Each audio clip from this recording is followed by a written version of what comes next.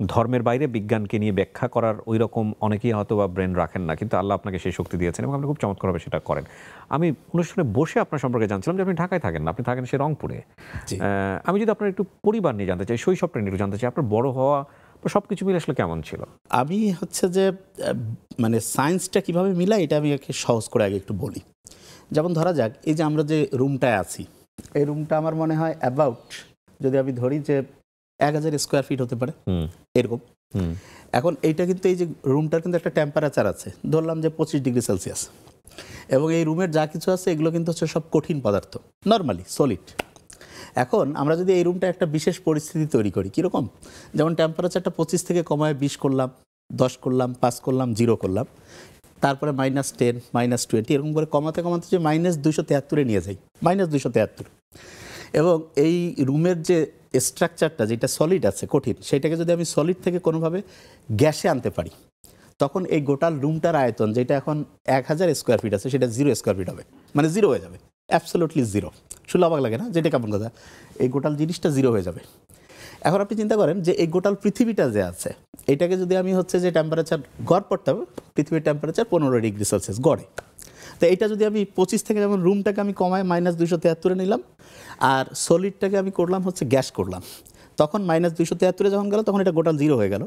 ঠিক তেমনি করে এই গোটাল পৃথিবীটা যে আছে, আমরা যে পৃথিবীতে থাকি, এইটা যদি সবগুলো আমি গ্যাসীয় করি আর টেম্পারেচারটা যদি 15 থেকে 10, 5 কমাতে থাকি, কমাতে কমাতে যে -273 করি, তখন গোটাল পৃথিবীটা যে আছে এইটার হচ্ছে আয়তন হয়ে যাবে 0, জাস্ট 0, মানে কোনো আয়তন নেই।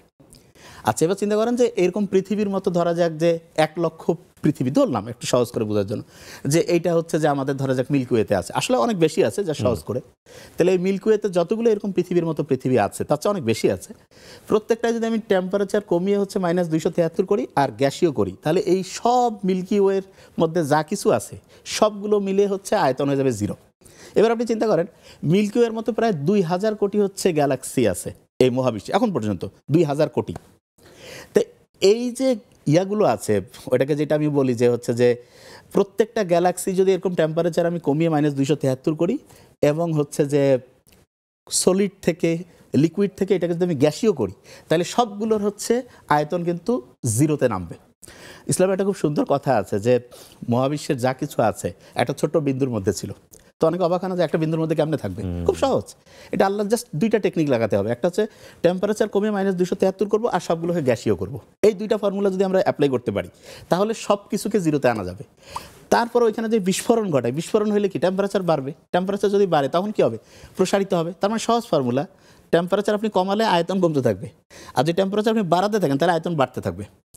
এই মেকানিজমের উপর ভিত্তি করে কিন্তু দেখা যাচ্ছে যে কোরআনে যেটা ছিল যে সব কিছু একটা বিন্দুর মধ্যে ছিল, তারপর আস্তে আস্তে আস্তে আস্তে হচ্ছে যে ওটাকে যেটা বলে যে এক জায়গায় বিস্ফোরণ হইলো, গ্রহ নক্ষত্র মহাবিশ্ব তৈরি হলো, এইভাবে হয়।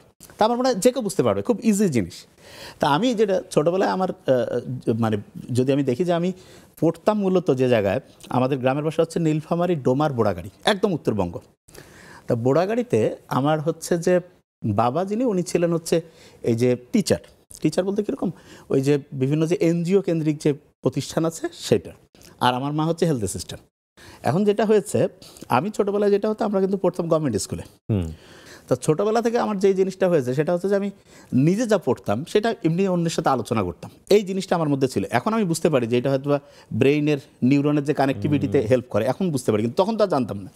তা আমি, আমার মনে হয় আমার যেটা অবজারভেশন সেটা হচ্ছে যে আমি একটানা মনে হয় যে আধা ঘন্টা কখনো পড়ি নাই কখনোই। আমি যেটা মানে পড়তাম, মানে ইচ্ছা করে যে পড়ি নাই সেটা না, কারণ আমার খেলার প্রতি খুব আকর্ষণ ছিল, এই কারণে যেটা আমি একটু পরেই খেলতে যেতাম।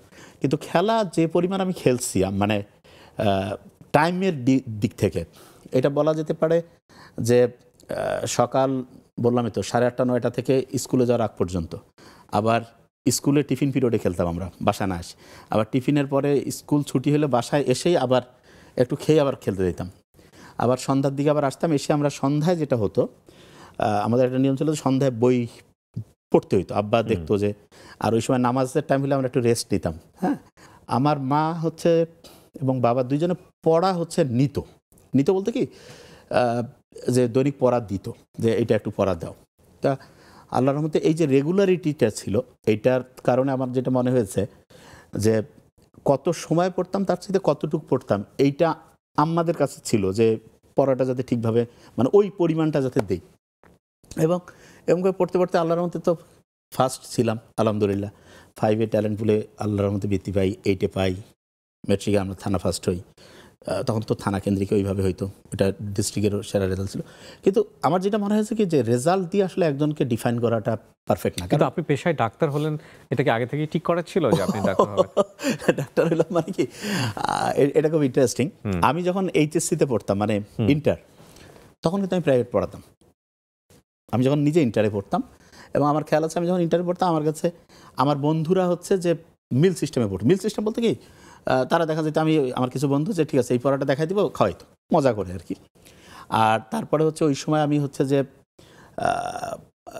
মেসের মধ্যে থাকতাম যখন, তখন মেসের মধ্যে যেটা হয়েছে সেটা হচ্ছে যে ওই আমাদের সিনিয়র ভাইয়ারা থাকতো, বিভিন্ন বিষয় নিয়ে আলোচনা হতো পড়াকেন্দ্রিক।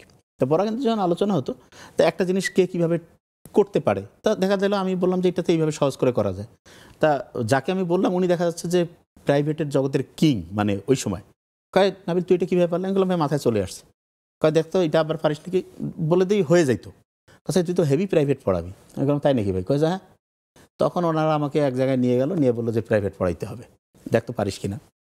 তা আমার খেয়াল আছে এটা পুলিশ লাইনের এক স্টুডেন্ট, সে সম্ভবত ফার্স্ট টার্ম পরীক্ষায় রেজাল্টটা ছিল এরকম যে সে 2 কি 3 সাবজেক্টে ফেল করছে।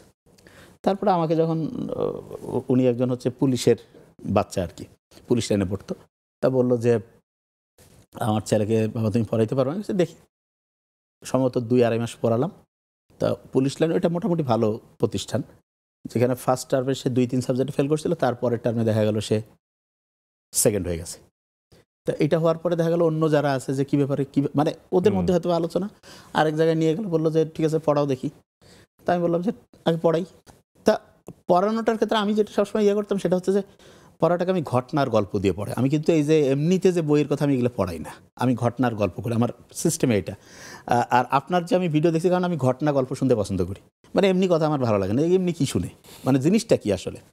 এবং এটা দিয়ে করতে গিয়ে যেটা হয়েছে, আমি মানে আমার এটা একটা অভ্যাস হয়তো হয়ে গেছে, যে কোনো আমার স্পিচ আমি ঘটনা গল্প দিয়ে শুরু করি এবং শেষে আমি এটাকে চোখ করি যে কোথা থেকে কোথায়। এবং পড়ার ক্ষেত্রে আমি এই জিনিসটাই করি, যে কোনো জিনিস, সেটা একেবারে কনস্টিটিউশন সংবিধান থেকে ইংলিশের গ্রামার হোক, ফিজিক্স কেমিস্ট্রি বায়োলজি যা কিছু আছে, এটা ঘটনা। এবং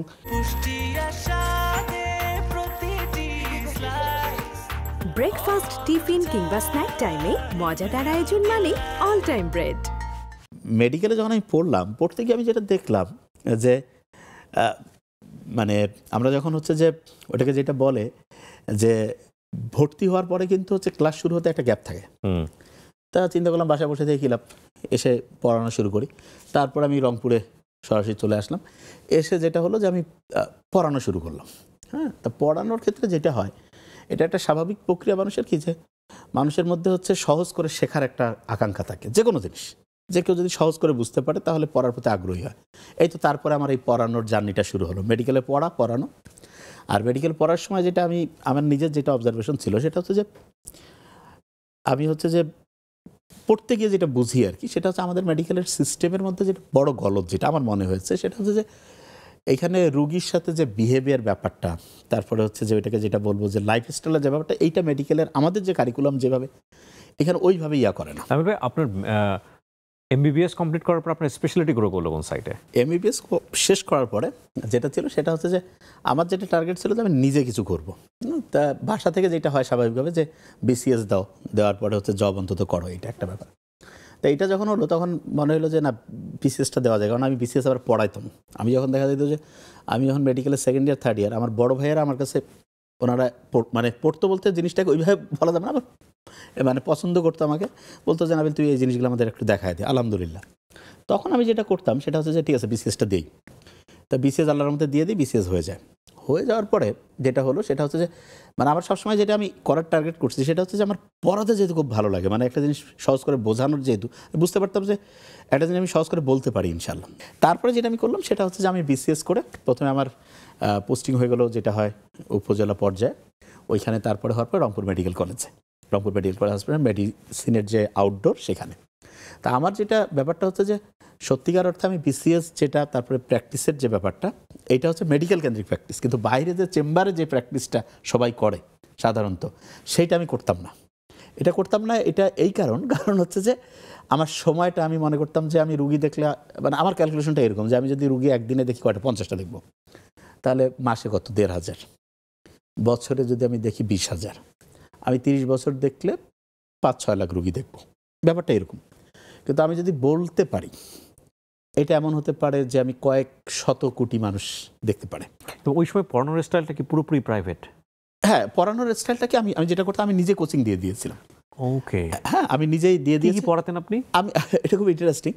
আমি হচ্ছে যে যেমন এটা ইন্টারেস্টিং এই কারণে যে আমি প্রথমে হচ্ছে যে ইংলিশ দিয়ে শুরু করলাম, ইংলিশ, তারপরে হচ্ছে যে ফিজিক্স, কেমিস্ট্রি, বায়োলজি, এই সবগুলো আমি পড়াই।